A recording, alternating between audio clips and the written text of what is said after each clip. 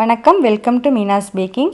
இன்றைக்கி நம்ம சேனலில் முருங்கைக்கீரையை வச்சு கிரில் சிக்கன் எப்படி செய்கிறதுன்னு நம்ம பார்க்கலாம். இப்போ அதுக்கு என்னதெல்லாம் தேவைன்னு பார்த்துடலாம்.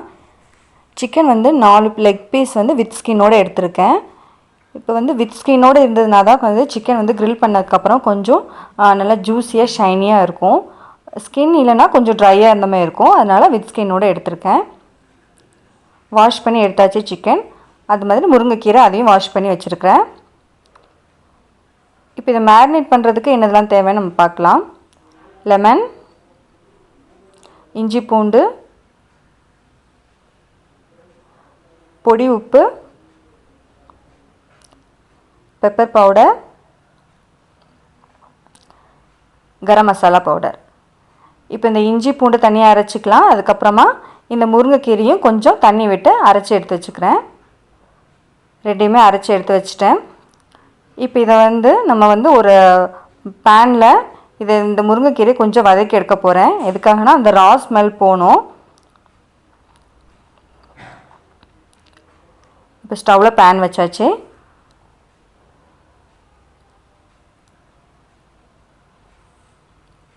இப்போ இதில் ஒரு சின்ன க்யூப் பட்டர் போடுறேன். பட்டர் இல்லைனா நீங்கள் ஆயில் கூட யூஸ் பண்ணிக்கலாம்.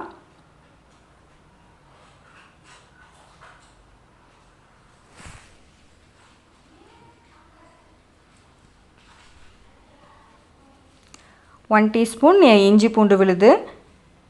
இது நல்லா அந்த ராஸ்மல் போகிற வரைக்கும் மிக்ஸ் பண்ணிக்கணும். இப்போ சால்ட் கொஞ்சம் போடுறேன். மேரினேட் பண்ணதுக்கப்புறமா தேவைன்னா இன்னும் கொஞ்சம் போட்டுக்கலாம்.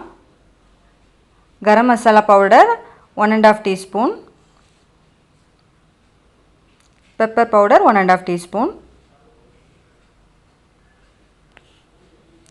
இதிலே இந்த ராஸ்மல் போகிற வரைக்கும் கொஞ்சம் நல்லா மிக்ஸ் பண்ணிக்கலாம்.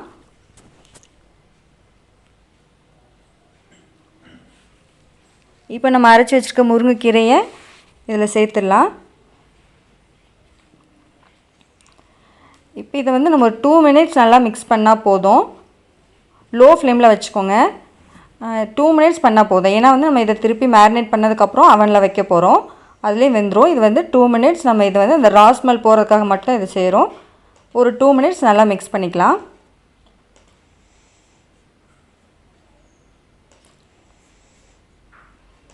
இப்போ ஸ்டவ் ஆஃப் பண்ணிட்டு இதை நல்லா ஆற விட்டுருங்க.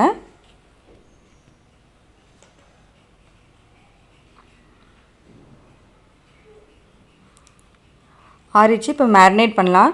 சிக்கன் இப்போ வாங்கும்போது இந்த மாதிரி கட் பண்ணி வாங்கிக்கணும். அப்போ தான் நம்ம மேரினேட் பண்ணும்போது அது எல்லாமே கொஞ்சம் உள்ளே போயிட்டு நல்லா இருக்கும். நமக்கு உள்ளேயும் அந்த ஃப்ளேவர் கிடைக்கும். லெமன் ஜூஸ் அதை ஆட் பண்ணிட்டேன். மேரினேட் பண்ணதுக்கப்புறமா மேலே கொஞ்சம் லெமன் ஜூஸ் போடணும். அதனால் அது கொஞ்சம் எடுத்து வச்சுருக்கிறேன். இப்போ நம்ம ஆற வச்சுருந்த இந்த பேஸ்ட் எடுத்து அப்ளை பண்ண ஸ்டார்ட் பண்ணலாம்.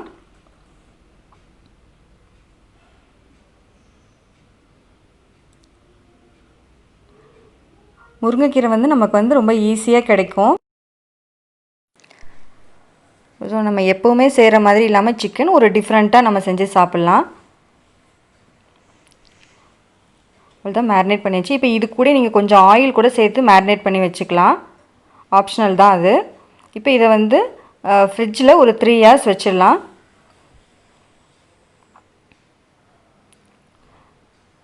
3 hours ஆயிடுச்சு. இப்போ வெளியில் எடுத்துட்டேன். இப்போ ஒரு பேக்கிங் ட்ரேயில் ஃபாயில் பேப்பர் வச்சு அது மேலே எடுத்து வைக்க போகிறேன். இப்போ உங்கள்கிட்ட அவன் இல்லைன்னா நார்மலாக நம்ம தவாவில் ஃப்ரை பண்ணுவோம்ல, சிக்கன் நம்ம எப்படி ஃப்ரை பண்ணுவோம் அந்த மாதிரி நீங்கள் ஃப்ரை பண்ணிக்கலாம். ஒன்றும் ப்ராப்ளம் இல்லை. இப்போ இது மேலே ஆயில் ஸ்ப்ரே பண்ணிவிட்டு உள்ளே வைக்க போகிறேன். இது 30 மினிட்ஸ் 200 டிகிரி செல்சியஸில் வைக்கணும். 30 மினிட்ஸ் ஆயிடுச்சு. வெளியில் எடுத்தாச்சு. நல்லா குக் ஆயிடுச்சு.